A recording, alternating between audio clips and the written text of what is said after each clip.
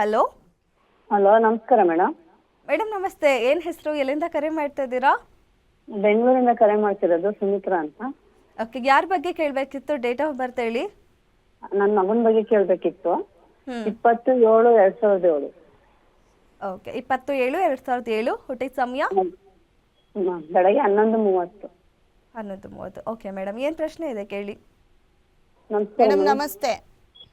ನನ್ನ ಮಗನ ಬಗ್ಗೆ ಕೇಳಬೇಕಿತ್ತು. ಮೇಡಮ್ ನಮಸ್ತೆ ಮೇಡಮ್. ನಮಸ್ಕಾರ ಮೇಡಮ್. ನೋಡಿ, ಕನ್ಯಾ ರಾಶಿ ಹಸ್ತ ನಕ್ಷತ್ರ ನಿಮ್ಮ ಮಗಂದು. ಹೌದು. ಏನು ಪ್ರಶ್ನೆ ಮೇಡಮ್? ಅದೇ ಅವ್ನ ಭವಿಷ್ಯ ಹೇಗಿದೆ ಅಂತ ಕೇಳಬೇಕು ಮೇಡಮ್. ಏನು ಮಾಡ್ತಿದ್ದಾರೆ ಈಗ? ಇವಾಗ ಅವ್ನು ಕಾಲೇಜ್ ಹೋಗ್ತಾ ಇಲ್ಲ, ಸ್ಟಾಪ್ ಮಾಡ್ಬಿಟ್ಟಿದ್ದಾನೆ. ಯಾಕೆ ಓದ್ಲಿಲ್ವಾ? ಹೋಗ್ಲಿಲ್ಲ ಮೇಡಮ್. ರಾಹು ದಶೆ 2023ರಿಂದ ರಾಹು ದಶೆ ನಡೀತಿದೆ. ಹಾಂ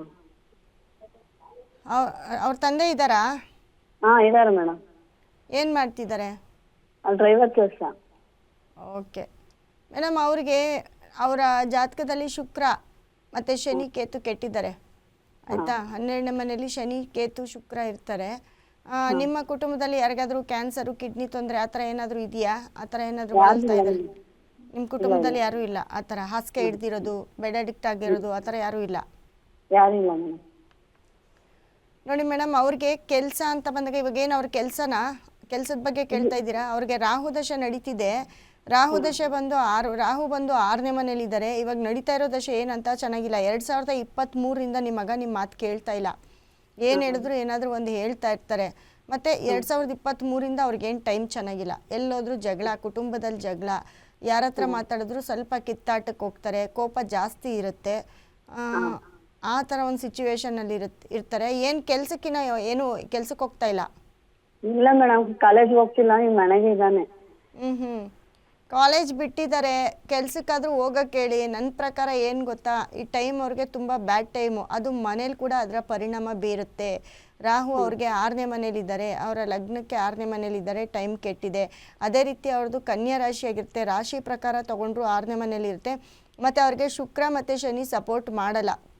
ಅವ್ರಿಗೆ ತುಂಬ ಚೆನ್ನಾಗಿರೋ ಗ್ರಹ ಅಂದರೆ ಗುರುಗ್ರಹ ಒಬ್ಬರು ಚೆನ್ನಾಗಿರ್ತಾರೆ, ಮತ್ತು ಕುಜ ಗ್ರಹನೂ ಚೆನ್ನಾಗಿದ್ದಾರೆ. ಅದು ಬಿಟ್ಟರೆ ಕುಜಗ್ರಹನೂ ಕೆಟ್ಟಿದ್ದಾರೆ. ಅವ್ರಿಗೆ ಗುರು ಒಬ್ಬರು ಚೆನ್ನಾಗಿರ್ತಾರೆ ಅಷ್ಟೇ. ಆದರೆ ಇವಾಗ ಈ ಒಂದು ಟೈಮಲ್ಲಿ ಗುರುನೂ ಕೂಡ ಅವ್ರಿಗೆ ಓಕೆ, ಆದರೆ ಅಂಥ ಏನೂ ಸಪೋರ್ಟ್ ಮಾಡಲ್ಲ. ಅವರ ಟೈಮು ತುಂಬ ಬ್ಯಾಡ್ ಆಗಿದೆ ಮೇಡಮ್. 6ನೇ ಮನೆ ದಶ ನಡೀತಿದೆ, ಹಾಗಾಗಿ ತುಂಬ ಹುಷಾರಾಗಿರ್ಬೇಕಾಗುತ್ತೆ. ಎಲ್ಲಾದರೂ ಬಿದ್ದು ಪೆಟ್ಕಿಟ್ ಮಾಡ್ಕೊಳ್ಳೋ ಅಂಥ ಚಾನ್ಸಸ್ ಕೂಡ ಅತಿ ಹೆಚ್ಚಾಗಿರುತ್ತೆ ಈ ಒಂದು ಟೈಮಲ್ಲಿ. ಬಿದ್ದಿದ್ದಾರಾ? ಹಾಂ, ಬಿದ್ದಿದ್ದಾನೆ ಮೇಡಮ್.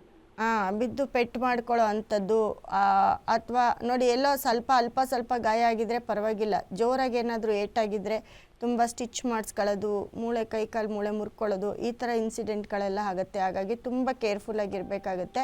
ಮತ್ತು ಫ್ರೆಂಡ್ಸ್ ಜೊತೆ ಇವ್ರ ಜೊತೆ ಏನಾದರೂ ಜಗಳ ಮಾಡಿಕೊಂಡ್ರೆ ಅದು ತೀರಾ ದೊಡ್ಡ ಜಗಳಕ್ಕೆ ಹೋಗುತ್ತೆ ಅಂತ ಹೇಳುತ್ತೆ. ಅಲ್ಲಿ ಸ್ವಲ್ಪ ಹುಷಾರಾಗಿರೋಕ್ಕೆ ಹೇಳಿ. ನನ್ನ ಪ್ರಕಾರ ಯಾವುದಾದ್ರೂ ಕೆಲ್ಸಕ್ಕೆ ಕಳಿಸಿ. ಅವ್ರು ಓದಿಲ್ಲ ಅಂತಂದರೆ ಎಲ್ಲಾದರೂ ಕೆಲ್ಸಕ್ಕೆ ಕಳಿಸಿ ಅಷ್ಟೇ. ಅದು ಬಿಟ್ಟು ಇನ್ನೇನು ಮಾಡೋಕ್ಕಾಗಲ್ಲ. ಮತ್ತು ಅವ್ರಿಗೆ ಈ ಒಂದು ಟೈಮ್ಗೆ ಅವ್ರಿಗೆ ತುಂಬ ಪ್ರೊಟೆಕ್ಷನ್ ಅಂತಂದರೆ ಗುರುಗೆ ಸಂಬಂಧಪಟ್ಟಿರ್ತ ಒಂದು ಬ್ರೇಸ್ಲೆಟ್ನ ಕೈಗೆ ಹಾಕಿ, ಮತ್ತು ಒಂದು ದೃಷ್ಟಿದು ಬ್ರೇಸ್ಲೆಟ್ ಬರುತ್ತೆ, ಆ ಒಂದು ಬ್ರೇಸ್ಲೆಟ್ನ ಕೈಗೆ ಹಾಕಕ್ಕೆ ಹೇಳಿ. ಮತ್ತು ರಾಹು ಟೆಂಪಲ್ಗೆ ಹೋಗೋಕ್ಕೆ ಹೇಳಿ. ಅದೇ ದಶ ನಡೀತಾ ಇರೋದ್ರಿಂದ ಅವ್ರಿಗೆ ಟೈಮ್ ಚೆನ್ನಾಗಿಲ್ಲ. ಅದರಿಂದ ರಾಹು ಟೆಂಪಲ್ಗೆ ವಿಸಿಟ್ ಮಾಡೋಕ್ಕೆ ಹೇಳಿ. ಎಲ್ಲಾದರೂ ನಿಮ್ಮ ಮನೆ ಹತ್ರ ಇದ್ದರೆ, ಇಲ್ಲ ನವಗ್ರಹ ಟೆಂಪಲ್ಗೆ ವಿಸಿಟ್ ಮಾಡೋಕ್ಕೆ ಹೇಳಿ.